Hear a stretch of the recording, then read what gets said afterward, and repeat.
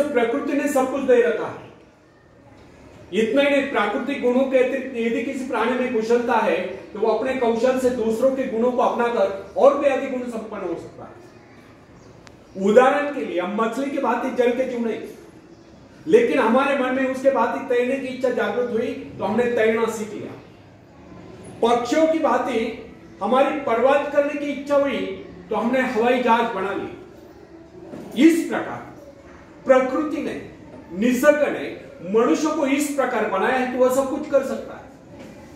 अतः प्रकृति से प्राप्त सुविधा का लाभ हम स्वयं नहीं उठाते हैं तो हम जैसा मूर्ख भला और तो होगा। प्रकृति ने हमें क्या नहीं दिया, उसने हमें कैसी शक्ति दी, बल्कि जादुई शक्ति दी है जिससे हम सब कुछ पा सकते हैं। यह अलग बात है कि हम उस शक्ति को पहचान नहीं पा रहे। अरस्तु ने एक बार चौराहे पर खड़े होकर चिल्ला चिल्ला कर कहा था, इस दुनिया में सब कुछ है, जो चाहो सो पाओ, पर पहले अपने को उस योग्य बनाओ। अरस्तु ने कहा, इस दुनिया में सब कुछ है, जो कर्म ही नहीं वह कुछ नहीं पाता। एक सत्य है, एक उक्ति भी है, कर्म ही नर पावत नहीं। आपको क्या चाहिए इस पर विचार करिए, फिर गंभीरता पूर्वक उसके लिए योजना बनाइए।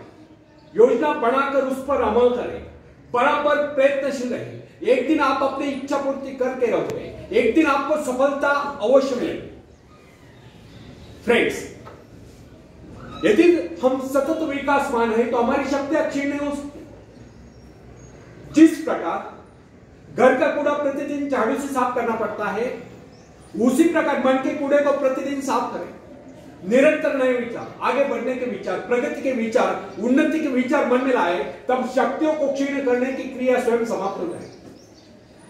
हमारे मन तथा शरीर में निरंतर विकास की क्रिया जारी रहना स्वाभाविक है। इसमें बाधा तब पड़ती है जब दूषित विचार हमारे मन पर आक्रमण करते हैं। मन पर दूषित विचारों का आक्रमण तभी होता है जब हमारे मन में खालीपन होता है। जब तक हम अपने मन में विकास के विचार रखते हैं तब तक अवनति के विचार रह सकते हैं। प्रगति के विचार है तो अवनति के विचार नहीं आ सकते। मन को नवीन तथा तरोताजा करने के अनेक उपाय हैं।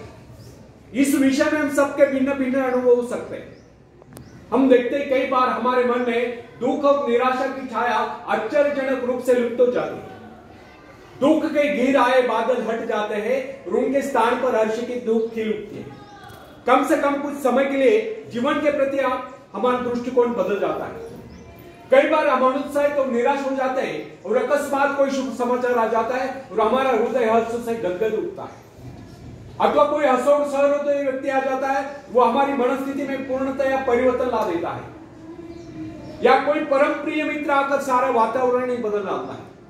अथवा अचानक किसी सुंदर स्थान अथवा देश की यात्रा करने का अवसर प्राप्त हो जाया करता है और उससे प्राकृतिक सौंदर्य का लेप हमारे हृदय को शीतल कर देता है। किसी ऐसे स्थान की यात्रा करनी पड़ती है जिसके हमारे मन में सदा से इच्छा रहती है और वहां से सौंदर्य के कारण हमारे विचारों में परिवर्तन आ जाता है और हम प्रसन्नता से विभोर जाते हैं। कुछ लोगों का यह विचार है कि मन बाहरी प्रभावों को ग्रहण करने में असमर्थ है, उसकी स्थिति में विशेष परिवर्तन नहीं किया जा सकता। उसके हर्ष विषाद की सीमाओं का निर्धारण भाग्य द्वारा होता है और हम केवल इतना ही कर सकते कि इसे विचारों का अंश देकर चकमा दें। परंतु यह धारणा गलत है।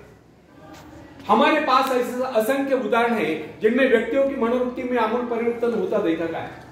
उनके मस्तिष्क में क्रांति होती देखी गई। बहुत से लोग जो जन्म से दुर्बल थे वे व्यायाम द्वारा सबल होते देखे गए, अकर्मण्य कर्मठ होते देखे गए। ऐसे अनेक उदाहरण हमारे सम्मुख है जिनमें व्यक्ति मानसिक शक्तियों से रहित थे, किंतु प्रयत्न द्वारा उनमें भारी परिवर्तन आ गया। उनका दुर्बल व्यक्तित्व प्रबल व्यक्तित्व में परिणत होगा। साहस का उदाहरण लीजिए। बहुत से सफल व्यक्ति पहले इस गुण से रहित थे। खतरा था कि उनका समस्त भविष्य अंधकार में होगा, परंतु माता पिता या गुरु की शिक्षा का उन पर ऐसा प्रभाव पड़ा, उनके जीवन की धाराएं बदल गई। इसलिए सिद्ध होता है कि मनुष्य उपदेश या शिक्षा प्राप्त करके या निरंतर अभ्यास से विचारों में क्रांति ला सकता है। साहस पर मनुष्य का जन्मसिद्ध अधिकार है। साहस के भाव परिपक्व होने पर वही व्यक्ति जो पहले कायल समझा जाता था, शौर्य और पराक्रम के कारनामे कर लोगों को चकित कर देता है।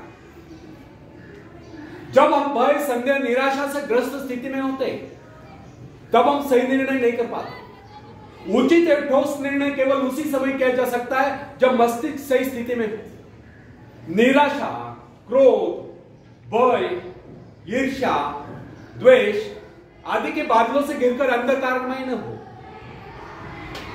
भय तथा चिंताग्रस्त मनस्थिति में कभी किसी महत्वपूर्ण विषय पर निर्णय नहीं करना चाहिए।